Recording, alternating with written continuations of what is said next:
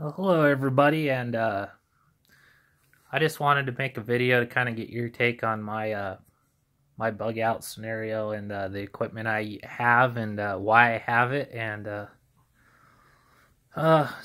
get to see what you guys all think about it and get your opinions and comments. I really would appreciate some, and I'll just start by going over some of the firearms I plan on taking with me in a situation I have to bug out or affect survival for any reason. So the first weapon I have here is the M&P AR-15, and I selected this weapon for many reasons. I've had it for many years, and this has been a really great gun. It's very reliable. It's accurate, especially for the platform it's on. It's a very accurate weapon. But it's also very versatile. This weapon, I can shoot 3 different kinds of ammunition out of it, which is really cool. First of all, of course, you can shoot .223 caliber through it, and you can shoot 5.56, which is virtually the same thing, only 5.56 is a much hotter round, and you can't shoot 5.56 through just a standard .223. The breech pressure is just too much for them to handle. So there's that, and then the third is I have the 22 conversion kit for this gun too, and here's the adapter clip for 22s calibers, and it's really easy.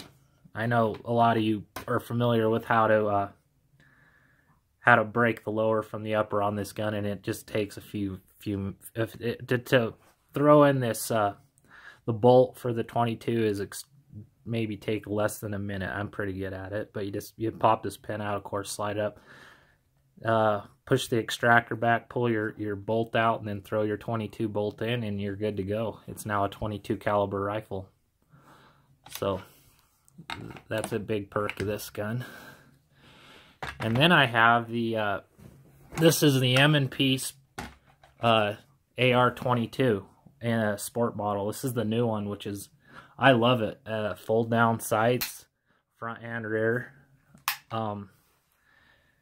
It's very accurate. It's really reliable. This is a really reliable gun. The barrel on it's really thick. The trigger on it, stock, is really good. It comes with you can change. Oh, that's one of the beauties of this. You can interchange this with a lot of parts that are on your AR-15. You know, they're virtually the same platform. All of your controls are in the same place as the AR-15 M&P. Your mag release, your safety, your charging handles in the same spot. So that leads me to another thing that's really, really cool about this gun. It's an inexpensive way to shoot as a trainer for your AR-15. You know, you can train on this weapon just like you would with your regular AR-15, only it's much less expensive to shoot with. So you can do your prone, standing, and lay down position firing with it, and get really proficient and effective with it without having to spend all the money on ammunition you would normally for the AR-15. So that's another benefit.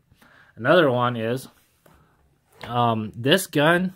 I know that I generally would use high velocity through it, but this gun will actually chew through about any 22, the lower velocity 22s.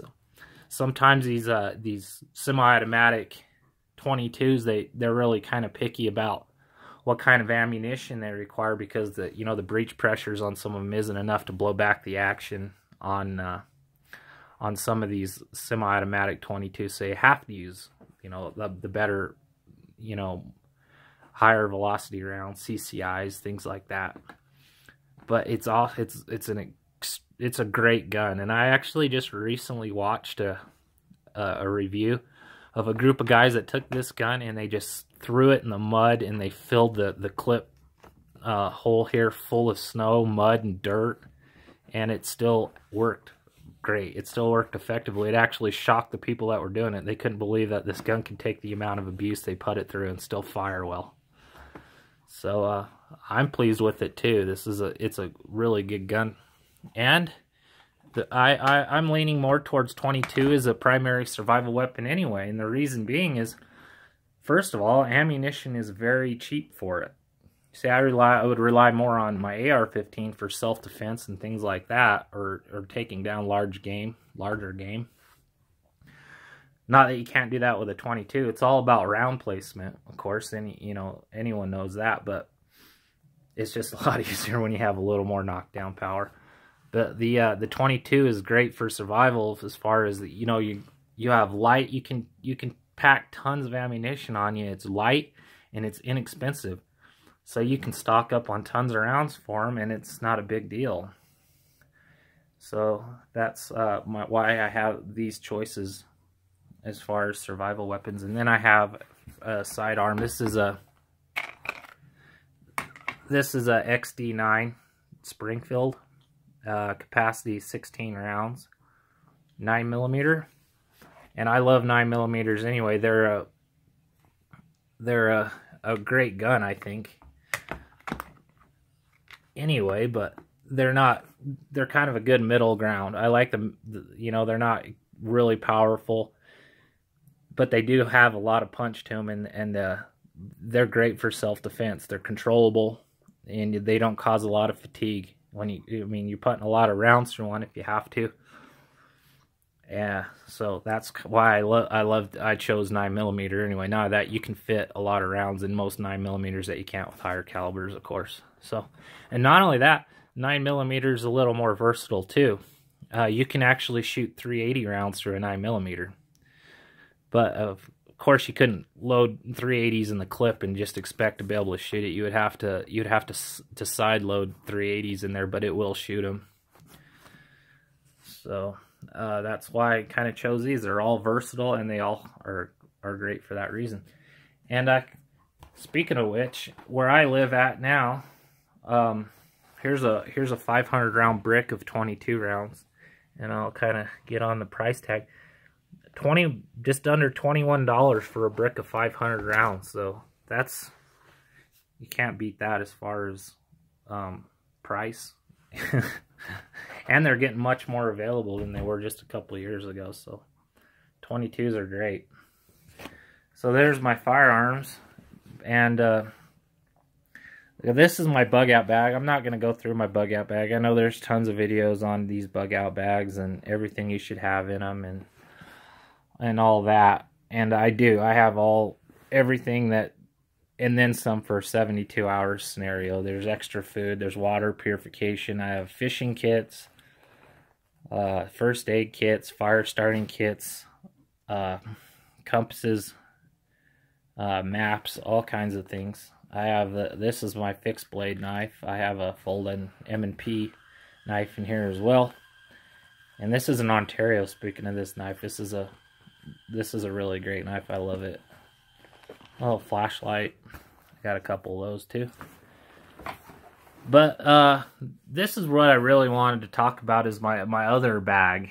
And this is let me get these guns out of the way real quick.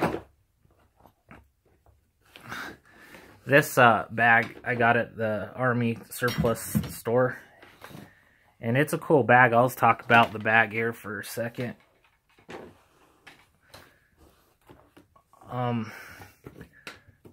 Here, get all this stuff out of the way real fast. Okay, sorry about that. All right, but the bag is you can use it as a backpack. It's a large duffel, but it has handles. You can carry it just like this, or you can put it on your back too. It has MOLLE webbing and stuff. It's a pretty neat bag. I think I paid $60 for it. It was used. Matter of fact, it's stamped who it was used by on the back of it. If anybody knows who Sergeant Taylor Caldwell is, I have his bag. I bought his used bag from the military. So,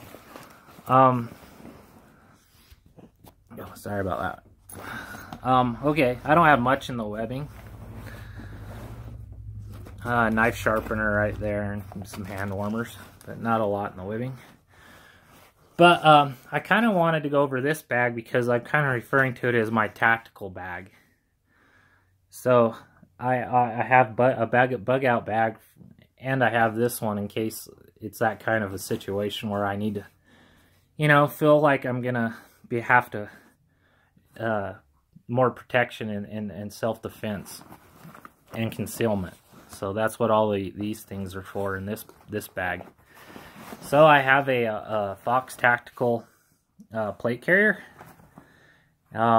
I don't have the plates for it yet, but I've looked some up online. I think they were about $150 a piece for each plate, and I got to get 2 of them. So I'll probably do that at some point in time. But until then, I just plan on using this for to carry extra equipment on me. You know, like I got my mag holders, and I have 3 extra. These are all for my AR-15 magazines. And I'll probably get maybe another one of these and put it on the back or something, so I have plenty of magazines on me. It's just something you really can never have too many of, right? Mags.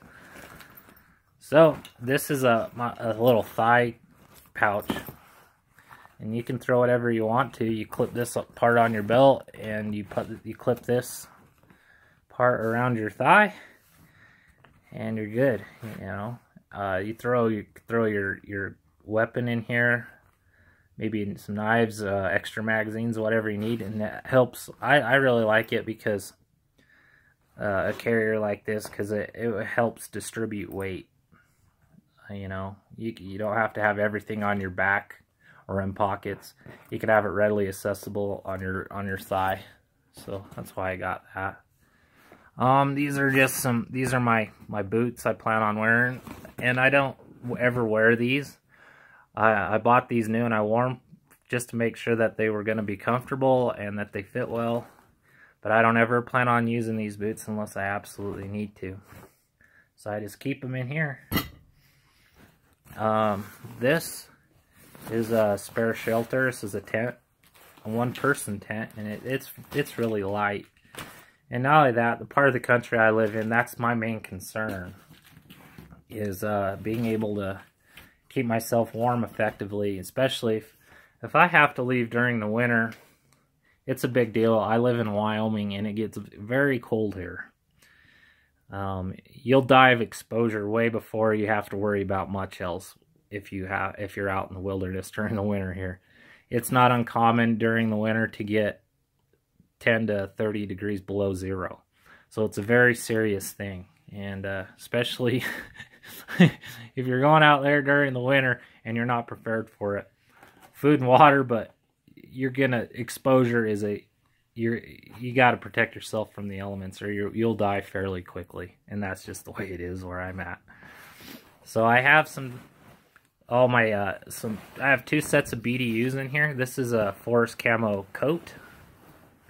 And I love BDUs for the simple fact that they're very durable, they're light and comfortable, and they have tons of pockets on them. And of course, they're camouflage, so it helps you with your concealment.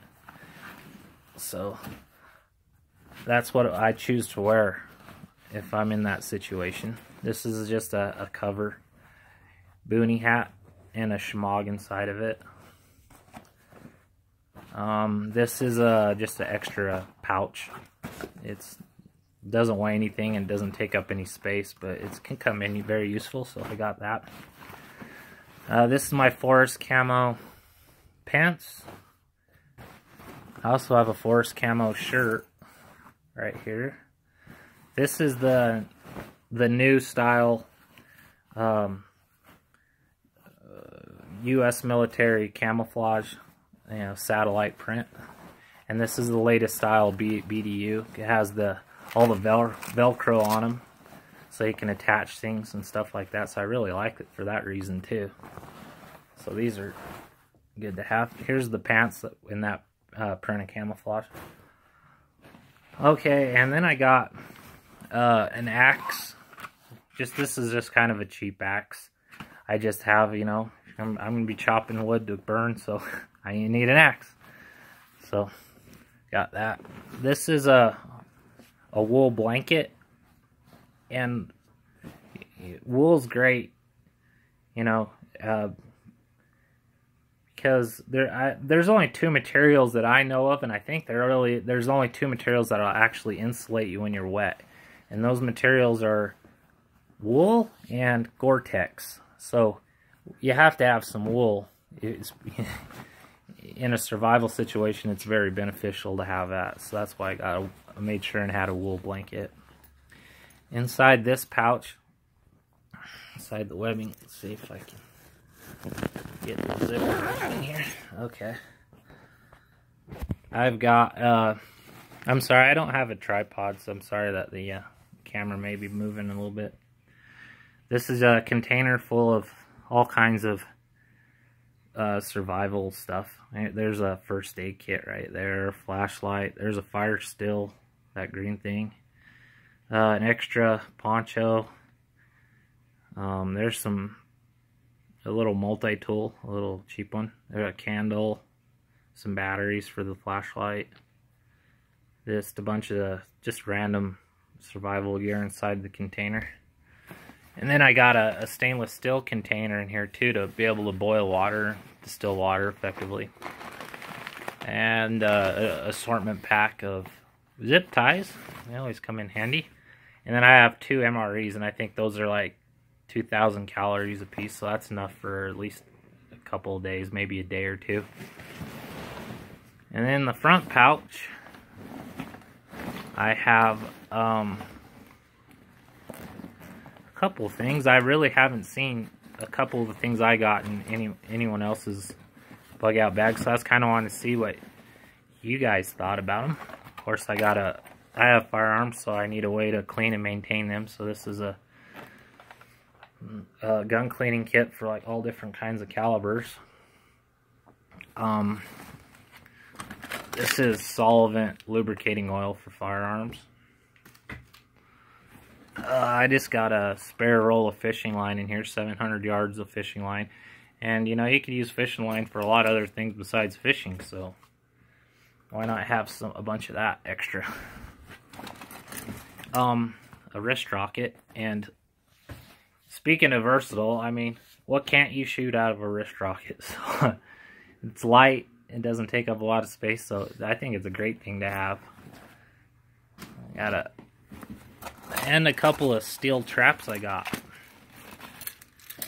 These are just BBs for my wrist rocket. These are steel traps, and they both work. I got them at a rendezvous here. We have a couple rendezvous a year around where I live here, and there's like bins full of these at these rendezvous, and they're generally around $5 a piece. Some of them even less. And these both work pretty well, you know, and why not? You can complement your snares or whatever, and this maybe even trap a little bit larger game, fox or coyote or whatever. Just bury them in the ground a little bit and put some bait by them, and hopefully they'll step on them. So there's that. That's all I got in there. But this is the larger piece, and I know I got a lot of weight going on here as far as my scenario goes, but I figure, you know, in a bug out situation, everything's currency, and I have no problems at all throwing things away if I need to. If I find something's too bulky or too heavy and I can't carry it very well, I'll just throw it away, or I'll trade for something maybe I do need. You know, in a survival situation, everything you have is currency. So that's the way I kind of look at it. If I find I can trade something away that I don't want and get something else, that's fine. But if I find that I just can't carry it and it's too heavy or bulky and I don't end up really needing it, it's gonna get thrown out of my bag, and that's it. So, but then I have one more thing I included into my gear, and you can tell me what you guys think. But this is a stove, and I looked at this thing many different ways. First off, like I said before, being able to effectively heat yourself in the part of the country that I live in is paramount, and keeping yourself warm is an absolute necessity. So I figure I'll get a stove, and I think that that having a stove is beneficial in more than one way. First off, I think it's awesome to be able to maybe get inside of my shelter or whatever a comfortable 60 degrees when it's -20 outside. You know, I can cook on it and all that good stuff. Melt snow for water, all that. And it comes with all the pipes I'll need to put up through for the exhaust. It is heavy. This thing weighs I think it weighs close to 100 pounds. It's about 100 pounds. It's made out of 12 gauge steel. But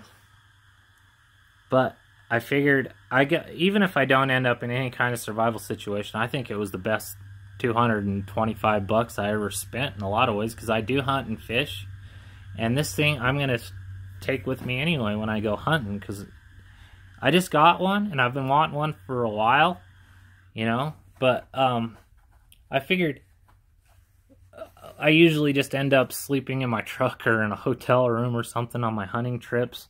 Sometimes if it's warm enough, I will sleep in a tent, but it generally gets pretty cold around September and October here anyway. So I'm gonna get a tent with a stove jack in it too. I just haven't got one yet. I'm still looking at all the different kinds of them and what would suit me best. I'm looking more at I don't know, I'll just mention it. Maybe you got anyone that has one can maybe say something. But I really was looking at getting the Cabela's Bighorn 3. It has a stove jack, and it's a pretty cool tent. So I would include that in my bug out stuff too after I get it. That way I have a shelter that I can heat, and I have a BOL. Essentially, my BOL is wherever I take my stuff. So I look at it that way. I don't have a fixed structure I can go to. I'm not like super wealthy. So I figured, you know what, this kind of takes care of all that. I have all of my bug out gear, and I have a BOL included.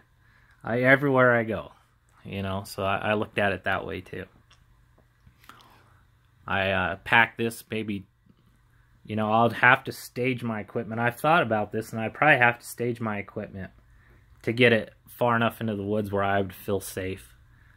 You know, 10, 12 miles into a forest would be about where I'd like to be, and I would set up my camp and everything else. But another thing I think is pretty cool about having a stove in your camp, as opposed to just an open campfire, which, you know, you can see light miles away from a campfire.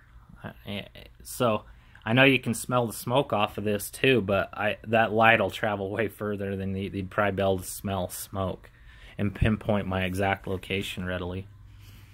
And not only that, fires, you know, take away your night vision, and I just think this is a little more stealthy way to go anyway. Be able to heat and cook your food effectively, and be even a lot more concealed than you typically would be, even just with an open campfire. So I think it's great that way too.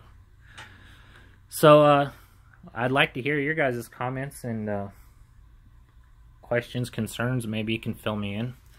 Oh, I'll explain in the background. I have a lot of other firearms and things like that too, but I would never consider these, you know, survival weapons. There are a lot of like calibers I have that you would never be able to more than likely find in that kind of a scenario. Which leads me to the 9mm 22 and 223, you know, variants. They're the most common calibers you're gonna find out there.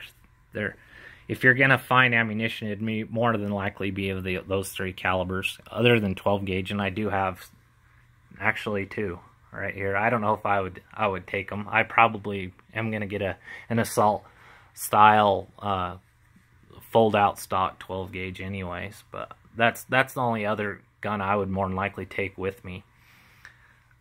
So